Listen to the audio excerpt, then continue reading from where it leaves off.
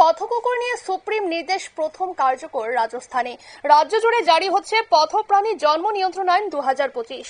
30 দিনের মধ্যে সমস্ত পুরসভাকে ব্যবস্থা নেওয়ার নির্দেশ।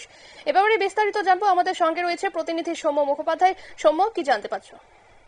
দেখো, কদিন আগেই পথকুকুর নিয়ে নিজেদের রায় পুনর্বিবেচনা করেছে সুপ্রিম কোর্ট। তারপরে একটা নির্দেশিকা দেওয়া হয়েছে, আর দেশের প্রথম রাজ্য হিসেবে সেই নির্দেশিকা মানতে উদ্যোগী হয়েছে রাজস্থান।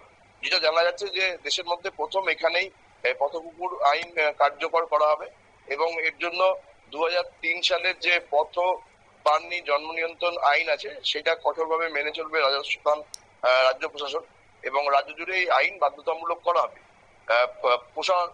প্রশাসনের তরফ থেকে ইতিমধ্যেই রাজ্যের প্রতিটি পৌরসভা, কাউন্সিল এবং পৌর নিগমকে নির্দেশিকা পাঠানো হয়েছে, এবং বলা হয়েছে যে মালিকানাধীন পথপ্রাণীদের ক্ষেত্রে কেন্দ্রের আইন মেনে চলতে হবে, এবং এখন থেকে প্রতিটি ওয়ার্ডে কুকুরের খাওয়ানোর জন্য নির্দিষ্ট স্থান চিহ্নিত করতে হবে। এর জন্য পৌরসভাগুলিকে স্থানীয় আবাসিক কল্যাণ সমিতি এবং পানি কল্যাণ সংস্থাগুলোর সাথে সমন্বয় রেখে কাজ করার নির্দেশ দেওয়া হয়েছে।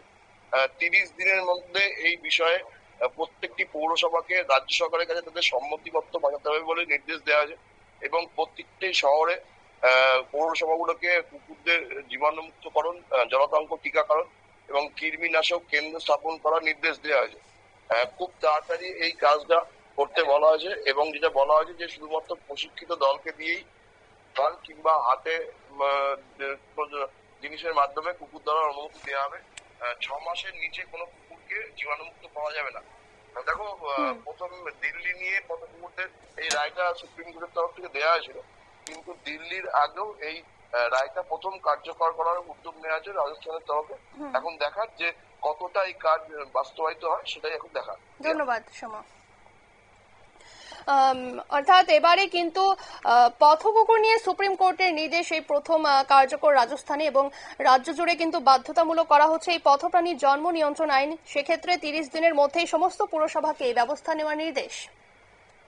নিয়ে নিচ্ছে ছোট্ট একটি বিজ্ঞাপন বিরতির, সঙ্গে থাকুন।